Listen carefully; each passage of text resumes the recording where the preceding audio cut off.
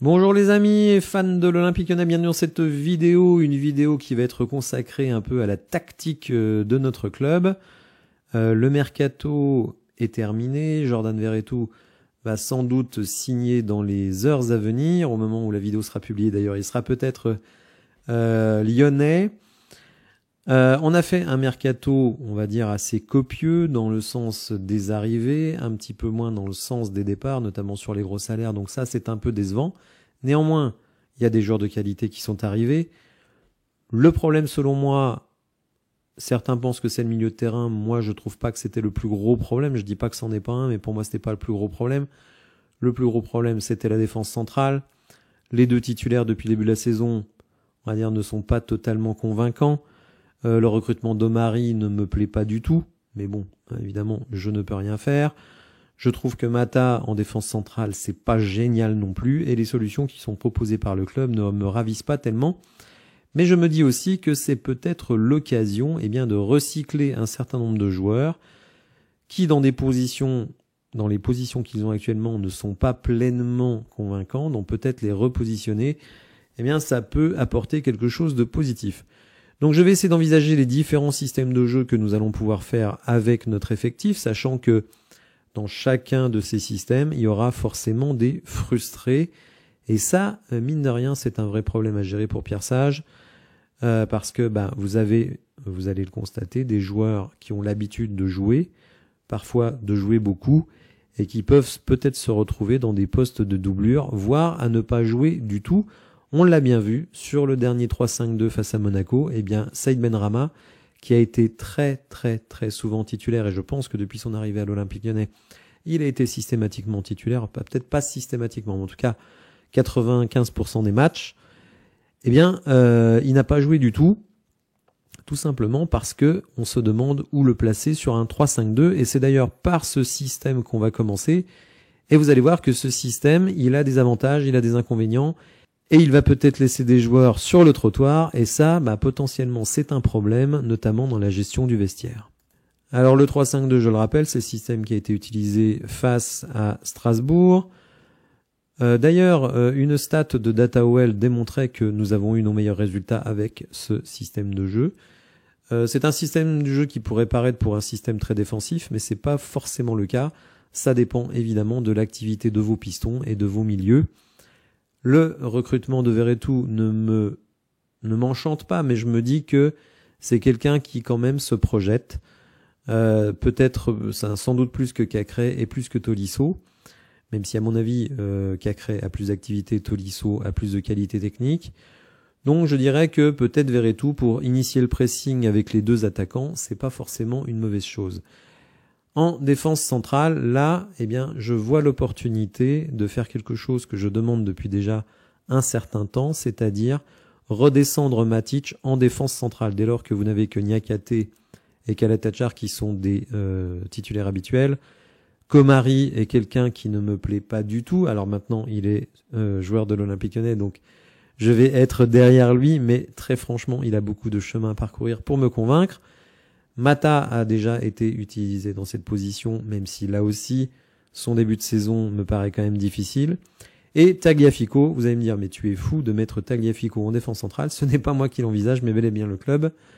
Donc, voilà. Alors pourquoi je mets Tagliafico potentiellement dans cette défense à 3 ? C'est parce que j'ai envie d'avoir des joueurs beaucoup plus punchy en piston, tout simplement pour alimenter nos attaquants. Dans les buts, ça va être simple, Perry, Descamps. Lopez est toujours là, est-ce qu'il est 3e, est-ce qu'il est 4e, je ne sais pas. Je vous rappelle que l'on ne peut pas faire de loft dès lors que ce loft compte moins de 10 joueurs, donc comme on a moins de 10 joueurs dans le loft, ces joueurs-là s'entraînent avec l'équipe première. Alors on peut les envoyer en réserve, bien entendu, mais en tout cas, il y a des joueurs qui n'auront quasiment pas de temps de jeu et qui seront dans l'équipe 1. C'était déjà arrivé la saison passée avec Lovren, avec Diomandé, avec Akuku. Akuku d'ailleurs qui est toujours là, tout comme Lovren. Donc en rotation, Mata, Omari et Tagliafico. Alors Omari, je pense qu'il jouera quasiment peu parce que Matic en défense centrale, je pense qu'il jouera 90 minutes. Tous les matchs qu'il jouera. Si on n'a pas confiance en Omari, on peut très bien décaler Kaletachar au milieu et mettre Mata Ça, ce n'est pas vraiment un problème. Donc ma première nouveauté sur ce 3-5-2, c'est de descendre Matic en défense centrale. Deuxième nouveauté, c'est d'utiliser Malik Fofana en piston. Il est rentré en piston à la fin du match contre Strasbourg. Et il a été brillantissime des deux côtés du terrain d'ailleurs. Il a réussi à apporter son écho sur le plan offensif, mais il a aussi fait énormément de replis, récupérer des ballons. Il m'a beaucoup plu, j'ai l'impression qu'il s'améliore sur le plan physique et qu'il est de plus en plus capable de tenir la distance. C'est vrai que la première fois qu'il avait joué piston l'année dernière à son arrivée, la saison dernière à son arrivée, il avait eu beaucoup de mal, on va pas se mentir, mais là vraiment je l'ai trouvé très intéressant contre Strasbourg. Alors, de l'autre côté, on va retrouver Maitland-Niles, titulaire. Nuama, je trouve que c'est un peu risqué de l'envoyer piston titulaire. Mais en rotation, si vraiment on a besoin d'apporter plus d'animation offensive dans l'aile et que Maitland-Niles tire un peu la langue, je trouve que c'est intéressant de faire rentrer Nuama. De toute façon, il est évident que sur un 3-5-2, les ailiers, ce sont les grands sacrifiés. Le problème, c'est qu'on en a beaucoup. On a Nuama, on a Zaha, on a Fofana, on a Benrahma. Donc, il faut bien leur trouver un point de chute dans l'équipe. Et donc, ça oblige quand même à recycler des joueurs.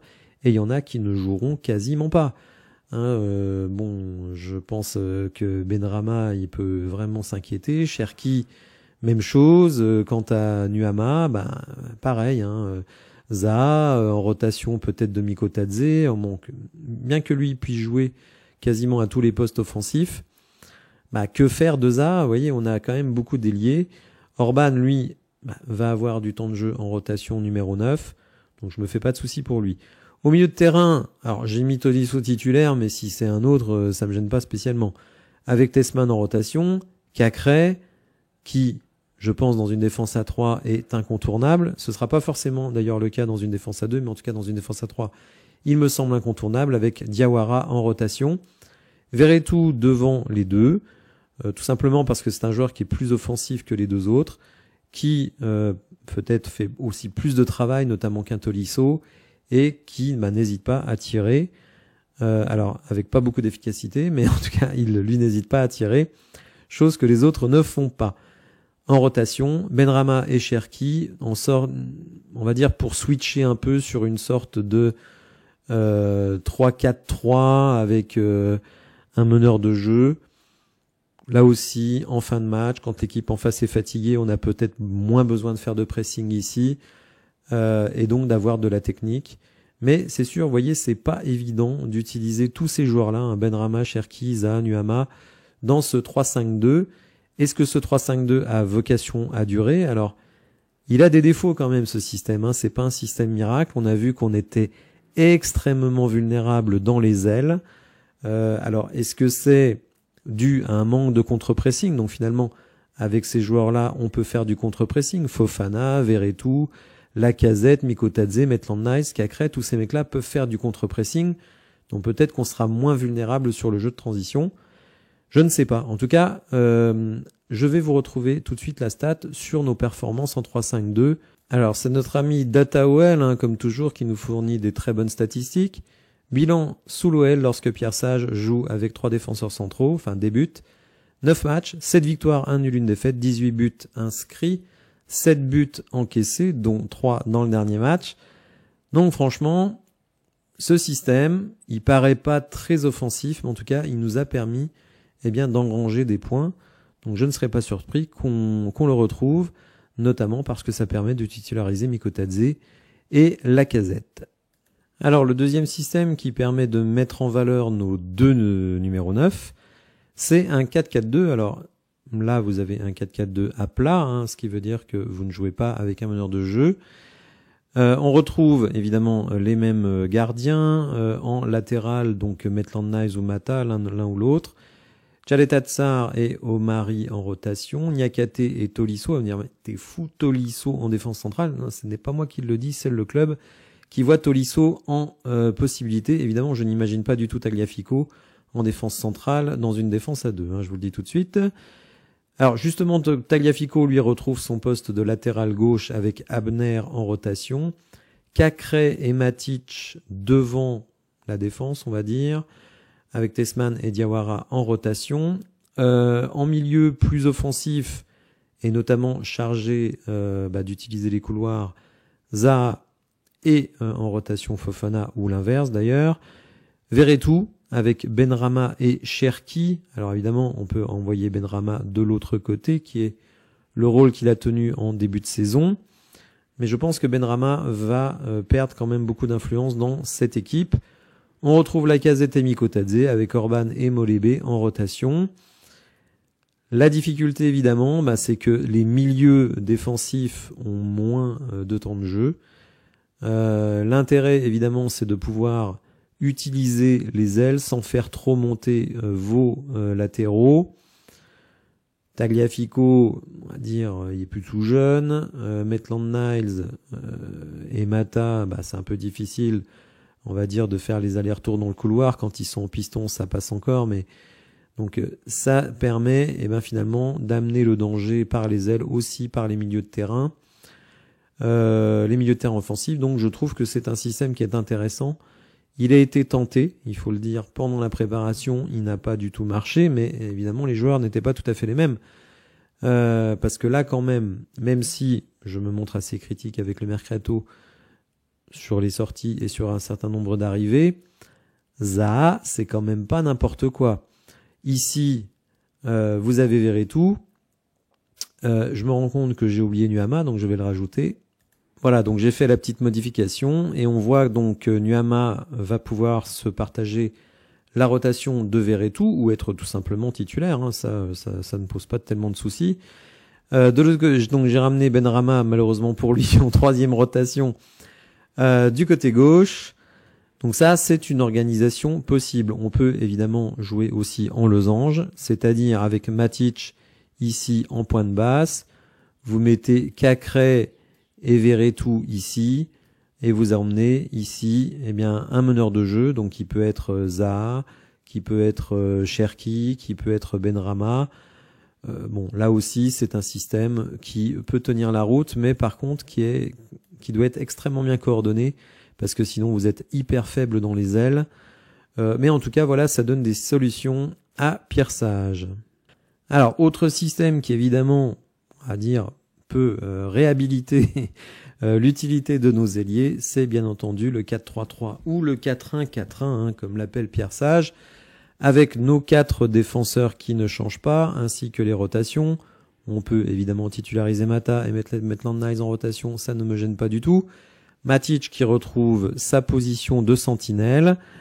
Cacré, Diawara, Verretou, Tolisso devant eux. Cherki, qui se retrouve à nouveau dans l'aile, mais bon, vous le savez, de toute façon, il va repiquer, on le sait, mais c'est surtout Nuama qui retrouve une place de titulaire. Lacazette, bien entendu, mais le problème, évidemment, c'est de sacrifier, entre guillemets, parce qu'il n'y a pas mort d'homme, Mikotadze, qui lui rentrerait dans la rotation, et Orban au bout du banc. Donc ça, évidemment, comme je l'ai dit, ceux qui perdent du temps de jeu, il va falloir les gérer dans le vestiaire. Zaha ou Fofana titulaire, et là c'est Benrahma qui se retrouve un petit peu au bout du banc. Donc de toute façon, tous les systèmes qu'on va utiliser vont mettre des joueurs majeurs, des joueurs avec des gros salaires, des joueurs avec des gros égos, très très éloignés dans le banc, et peut-être ne jouent pas du tout, comme Benrahma lors du match précédent. Ce qui me plaît beaucoup avec ce système de jeu, c'est qu'avec les qualités de nos joueurs et les rotations qu'on a, on va pouvoir énormément faire de harcèlement sur le pressing avec Lacazette ou Mikotadze, avec Zaha ou Fofana, avec Cacré ou Diawara, avec Verretou, moins Tolisso, Nuama et moins Cherki, mais je trouve que ça fait là ce quintet ici, je trouve qu'il est très intéressant pour aller tout de suite mettre la pression. Alors après, il va falloir que tout le monde évidemment bouge, mais Pierre Sage l'a dit souvent, et je suis d'accord avec lui, souvent on se prend du jeu de transition tout simplement parce qu'on n'a pas été assez agressif dans ce qu'on appelle le contre-pressing. Le contre-pressing, c'est tout de suite aller presser les joueurs quand vous perdez le ballon. Le pressing, c'est tout simplement on remonte haut, quelle que soit la possession, ça peut être sur un dégagement court, ça peut être sur une remise en jeu, etc. Et donc là, je trouve qu'avec ces 5 joueurs-là, on a vraiment une première ligne qui est très très physique, très rapide, très athlétique. Pas tous, hein. Bon, Tolisso, il est pas très rapide, Cherki n'est pas très rapide, mais sinon, la plupart des autres, vraiment, je trouve qu'ils peuvent apporter énormément dans ce premier pressing. Évidemment, si vous récupérez la balle dans le pressing, eh ben vous avez des finisseurs comme Zaha, comme Lacazette et éventuellement en rotation Mikotadze. Donc je trouve ce système assez intéressant. On peut évidemment, en cours de match notamment, et ça a été fait très souvent la saison passée, eh bien switcher du 4-1-4-1 vers le 4-2-3-1, ce qui évidemment réhabilite les meneurs de jeu au grand bonheur de Cherki et de Benrahma. Alors, si l'on passe justement dans ce 4-2-3-1, eh bien écoutez, il y a des gens qui vont sortir le champagne puisque on peut tout à fait imaginer que Cacré soit en rotation avec Vertou et Matic donc en sentinelle devant la défense, Benrahma ou Cherki en meneur de jeu, Nuama dans l'aile droite, Zaha et Fofana ou Fofana dans l'aile gauche, Lacazette, Mikotadze, Orban évidemment dans ce sens de rotation. Donc vous voyez le problème sur ce système-là, eh bien c'est que Tolisso finalement n'a plus vraiment de place de titulaire ou dans la rotation. Il se retrouve potentiellement rotation en défense et éventuellement au milieu de terrain, et que Diawara lui aussi se voit privé de potentielles minutes de jeu. D'ailleurs, je ne serais pas surpris que Diawara parte au mois de janvier. Il aurait pu partir cet été. Mais entre-temps, évidemment, on a recruté Verretou et Cacré est resté. Donc ça fait beaucoup moins de minutes pour lui, même s'il y aura beaucoup de compétition. Alors si on repart sur l'effectif, on va regarder un petit peu les grands perdants de cet après-mercato. Le grand perdant, alors pas financièrement, mais en tout cas dans son importance dans l'équipe, c'est Anthony Lopez qui n'a pas pu trouver de point de chute.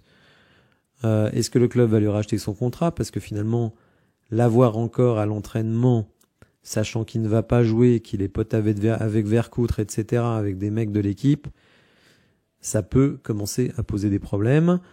En défense, là, il peut pas vraiment y avoir de perdant, puisque finalement, il y a beaucoup de temps de jeu à répartir. Lovren, sauf vraiment catastrophe, ne sera pas réintégré, je dirais, dans des minutes de match.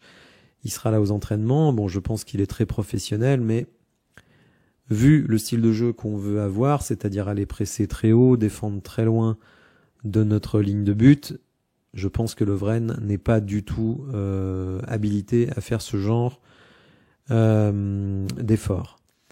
Abner, qui a été un petit peu le tube de l'été, mais bon, depuis, on va dire que sa cote a quand même baissé, je pense va jouer assez peu parce que finalement en latéral gauche je lui préfère Tagliafico, à la limite on s'en fout, mais je pense que le coach préfère Tagliafico, et en piston eh bien moi je préfère Fofana, donc je ne vois pas beaucoup de temps de jeu pour Abner.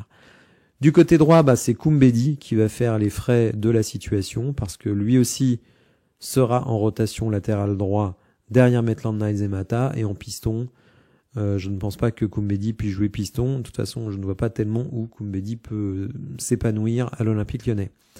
Au milieu de terrain, évidemment, on ne reverra pas Akoukou. Tolisso, lui, risque d'être baladé de poste en poste. On a tellement peu de certitude sur ce milieu de terrain que finalement, ça ouvre des perspectives à tout le monde. Que ce soit Tessman qui est sur le banc, que ce soit Diawara, que ce soit Verretou. Donc ça ouvre des perspectives, tout simplement parce que, et Tolisso d'ailleurs, tout simplement parce que les titulaires ne sont pas pleinement convaincants. Donc ce sera à ceux qui sont sur le banc quand ils entrent, et aux entraînements bien entendu, de montrer qu'ils méritent davantage de temps de jeu. Sur le plan offensif, évidemment, on se retrouve avec une flopée d'ailiers qui ne sont pas compatibles avec un 3-5-2. Alors Benrahma n'est pas forcément ailier de formation, mais bon, est-ce qu'il a l'étoffe pour jouer au milieu de terrain? Vu sa faible activité défensive, ce n'est pas certain. On a Zaha qui est un ailier, mais qui peut jouer à tous les postes offensifs. On a Nuama qui est ailier droit. On a évidemment Malik Fofana qui lui est très complet, qui peut jouer au poste, même s'il est meilleur à gauche, il peut un peu jouer à droite, mais je pense pas qu'on le verra à droite, et il peut jouer piston. Ryan Cherki qui lui est un pur 10, qui peut dépanner en ailier droit. Et évidemment, beaucoup de numéro 9. Donc, si on joue en 3-5-2, en 4-4-2, que ce soit losange ou à plat, évidemment, les numéros 9 auront du temps de jeu. Par contre, si on repasse en 4-3-3, Miko Tadze sera sur le banc en rotation et Orban ne jouera plus. Donc, vous voyez, il y aura de toute façon des grands perdants, quel que soit le système de jeu. Certes, on peut faire 5 changements. Certes, il y a beaucoup de matchs. Mais je crois que le plus grand défi de Pierre Sage, ce sera vraiment de gérer les frustrations. On a vu qu'il avait dû répondre un petit peu à Orban, qui avait mis son doigt devant la bouche.